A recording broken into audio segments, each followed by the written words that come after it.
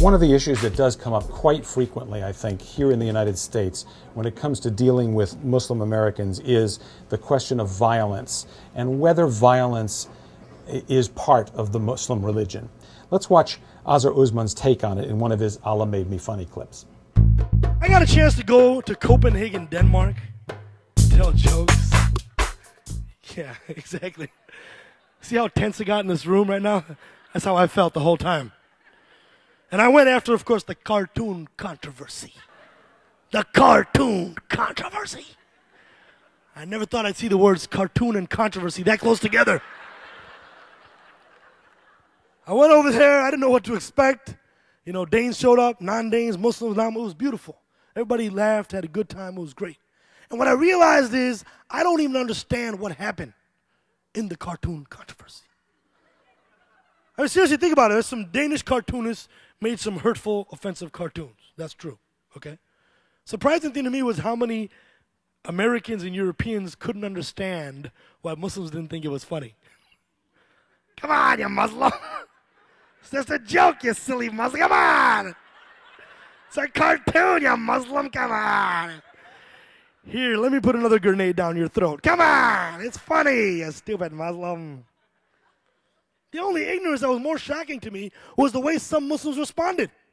You remember that? People turned on the TV, they were going crazy. I was like, whoa, whoa, whoa, whoa. Wait a minute. These people have a point. They want to show the world that Islam is not a violent religion. Muslims are not a terrorist people, and there's no better way to make that point than to burn down an embassy.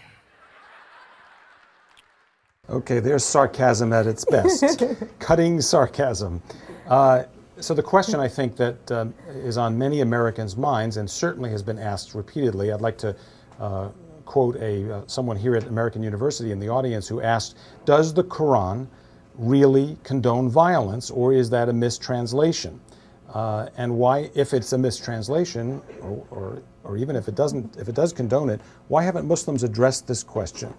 I go out and I speak to people about Islam and say, you know, Islam is a religion of peace. And people say, well, you know, excuse me, you say Islam is a religion of peace, look into what's going on in Afghanistan, into Iraq, look into what's happening in Sudan, look into what's happening in Somalia, and these are all Muslim against Muslims violence. And I tell you what, I think that we are not the silent majority. We are the unheard majority, simply because it's not sensational for somebody to come up and to condemn violence. You know, there is nothing sensational about this. And we live in an era where news, you know, if it bleeds, it leads. And obviously what I'm saying does not really bleed, and it does not sound, you know, there is no excitement into it. We've been very vocal about it, but the fact that we have not been heard necessitates that, you know what, something more needs to be done. One of the things that one of my great Muslim scholar heroes, Dr. Omar Abdullah, says is that Islam is a tradition of mercy. And there are periods in Muslim history in which Muslims have defended themselves. And there are parts of the Quran that speak to that. And it's said in the Holy Quran that God sent the Prophet Muhammad to be nothing but a special mercy upon all the worlds. So that's the teaching that I take to heart. That's what I pass on to my child, and that's what I believe that the vast majority of my Muslim friends and the vast majority of Muslim Americans believe in and follow. I'd like to ask Kareem Salama in Los Angeles, do you find that people say you don't use your creative powers to condemn violence? Is that a criticism you've encountered?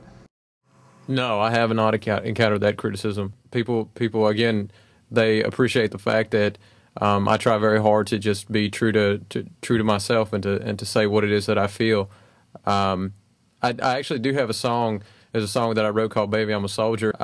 It's a song that talks about the real price of war and of violence in general, that it takes a toll on so many people. So I do talk about it, but I haven't gotten that criticism, no. We have a question from the internet. Some people here in the United States feel that American Muslims are not vocal enough in condemning terrorism and extremism that's used in the name of their religion. I would challenge anybody who feels that Muslims haven't done enough condemning of 9/11 or condemning of terrorism to just go on a website. You might have heard of it. It's called google.com.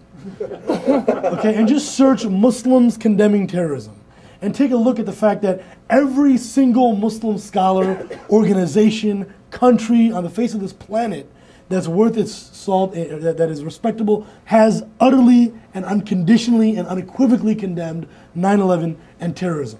The fact of the matter is, people don't get a chance to hear that from those voices because it doesn't sell newspapers to have a headline that says Muslims condemn terrorism. It's a much better headline. It sells a lot more papers to say, Muslims did terrorism. So I would suggest to you that it's just factually incorrect that Muslims are not condemning terrorism. They are. Quite frankly, they're out of breath from doing so.